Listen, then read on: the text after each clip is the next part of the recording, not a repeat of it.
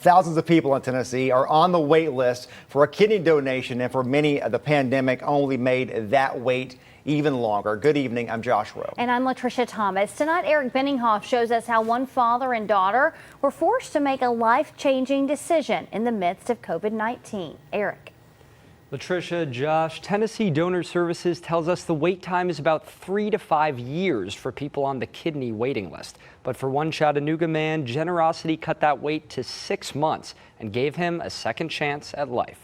That was our first father-daughter dance that we went to together. Fred Rodriguez calls daughter Sam his sunshine. We're very close. We're very similar, although she doesn't want to admit that. Sam agrees, similar in nearly all ways but one. Despite me looking exactly like my dad, same personality. We're literally twins. I told him, I'm glad I didn't get that one gene from you. That gene, the cause of Fred's kidney disease. He learned about it at age 23 when his own father was in need of a transplant. I had volunteered to go through the testing process to see if I could donate.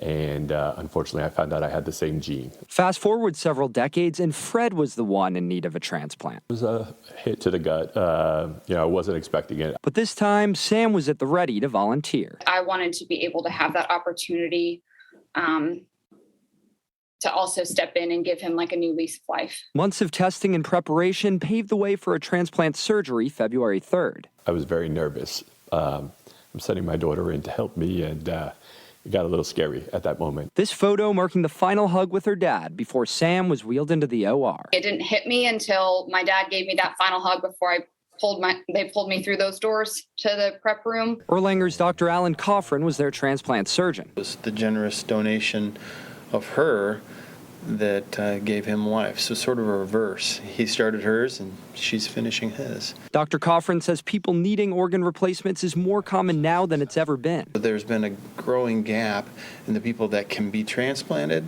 and the organ supply, which has remained largely static. Which makes Sam's gift to her father even more powerful. You could just see more life in him. And Fred's appreciation. We're going to remain close forever now, and got a long life ahead of me.